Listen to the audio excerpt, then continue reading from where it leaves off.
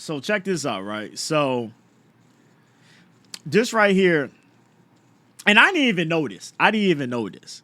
But obviously, Forza Horizon 5 has been on PlayStation 5 for over a month now. I didn't even know this right here. This is news to me. This is news to me. Like, when you think of Forza games, you automatically think of Xbox. Like, you got Xbox and Forza, and you got Sony and Gran Turismo. You feel me?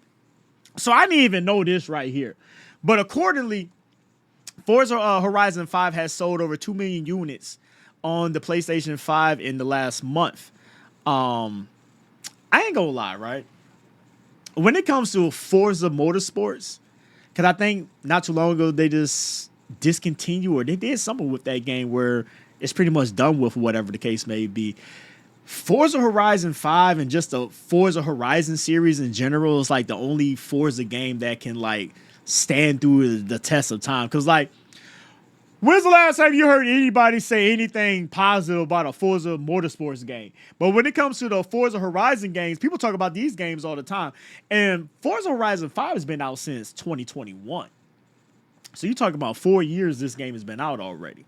And this game is still pushing strong and stuff like that. I definitely got this game and stuff like that because I can play this game on my Xbox Game Pass or whatnot. I love Forza Horizon 5. Never got into like the whole Forza 4, Forza 3, you know, and all those and stuff like that. But Forza Horizon 5 was like one of the first ones that I actually sat there and actually played and stuff like that. And it's definitely a fun ass game. Fun as shit.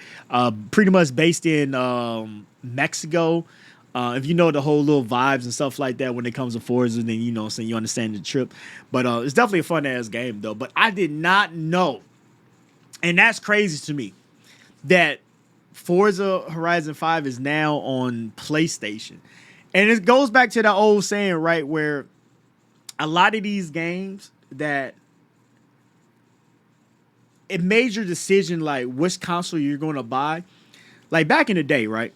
You had PlayStation and you had Xbox. And if you bought PlayStation, you had games like and I'm just going to name a couple off the top of my head, but you had games like Ratchet and Clank. You had games like Killzone, SOCOM, what was that game? Resistance. You know what I'm saying? You had games like that, Uncharted, God of War. You had games like that that they only came on the PlayStation. Only came on the PlayStation. You had to buy PlayStation to play those games. And then if you got Xbox, you had games like Halo, what else? I know there's other games out there. Oh, Fable. I don't know. I don't know a lot of Xbox games. Gears of War. You had games like that where it only came out on Xbox. And that's what made deciding what console you want, like made the decision, like which one you gonna pick and stuff like that. That's what made it so important back then. In today's world, you know what I'm saying? All these games, for the most part, man, is pretty much coming out on both consoles, man. They're coming out on all three platforms. They're coming out on PlayStation, Xbox, and they also coming out on PC.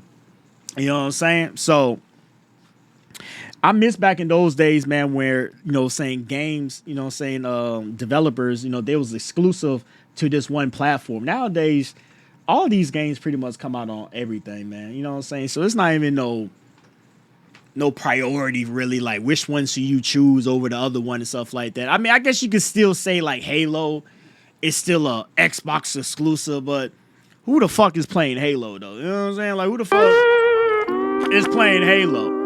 You know what I'm saying? You got games like Gears of War. I think Gears of War, they coming out with a game, a remastered or something like that, of like Gears of War 5 or something like that in a couple of months or whatever. You know what I'm saying? But how many people really play Gears of War though? You know what I'm saying? And same thing with Sony.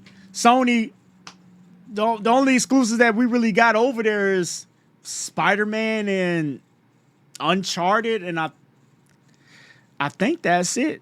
If I'm not mistaken, I think that's it. I think that's it.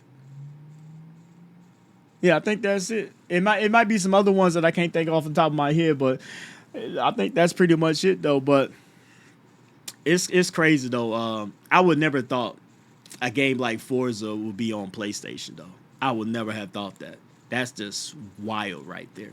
A game like Forza will be on PlayStation. That's crazy. And I think if I'm not mistaken, I think eventually Sony, if they're not already doing it, I think Sony's gonna do the same thing like what Xbox is doing with the whole Xbox Game Pass and stuff like that, where you can play a lot of these games like on PC and stuff like that. I ain't gonna lie to y'all. There's a lot of, subscription based, Epic Games and Ubisoft and all that you could buy out there where you could play, saying certain games and stuff like that. But I don't care if anybody say the best one right now, and it's probably been the best one since 2021, 2020 or something like that, has been the Xbox Game Pass. You get so many games that you could play on here. Like, it's wild, bro, how many games you could play on the Xbox Game Pass. On PC, on your console, whatever, and stuff like that. And all you got to do is pay $15 a month for it, and you can play all these games. It's crazy. Old game, new games. I think if they're exclusive games, they're instantly added to the list day one. So you get all those benefits, using the Xbox Game Pass. And I had the Xbox Game Pass since 2021. And out of all the subscriptions that I didn't had and I have canceled, that's one subscription that I have not canceled yet. And like I said, I didn't had it since 2021, and I have not canceled that bad boy yet. I didn't cancel so many other subscriptions, but I have not canceled that bad boy yet. Like, even with my PlayStation right here, the PlayStation, what is the PlayStation Plus? I used to have that. I canceled that shit. I barely play the PlayStation. The only time, look, bro, the last time that I plugged up this PlayStation right here and played it was when Spider-Man 2 came out. And when was that? That was like, what, 2023? So that's been like almost 2 years ago. That was the last time that I plugged this bad boy up and played it. I have not plugged it up and played it ever since. It just sits there. It just sits there. So I canceled that shit, man, because there was no point in me even playing that shit. Because since I'm on PC now and stuff like that, pretty much the only games that I play nowadays is just iRacing or Call of Duty. That's pretty much it. And if I do play some other shit or whatever the case may be, 9 times out of 10, it comes out on Xbox Game Pass. Like Indiana Jones, that came out on Xbox Game Pass day one. I wanted to play it real quick. I wanted to check it out. Boom. I got the Xbox Game Pass. I ain't had to buy it or nothing like that. Whatever. The only time that I had to buy another subscription was for Ubisoft, because I wanted to play that Star Wars Outlaw game that came out last year. So I spent the $17 because they charge you $17 for their monthly subscription for you to play that game for free. So I spent the $17 versus me spending, the $100 that Ubisoft wanted to charge just for me to play that game and stuff like that. And I'm glad that I only spent 17 versus spending 100 on the whole game and stuff like that. Because, that Star Wars Outlaw game was not that. It was definitely not that. That game was, man. That game was trash, bro. I ain't going to even hold you. That game was trash. That game was definitely trash. But that's crazy, though. That's definitely crazy, man. Forza Horizon 5 is on PlayStation. That is crazy.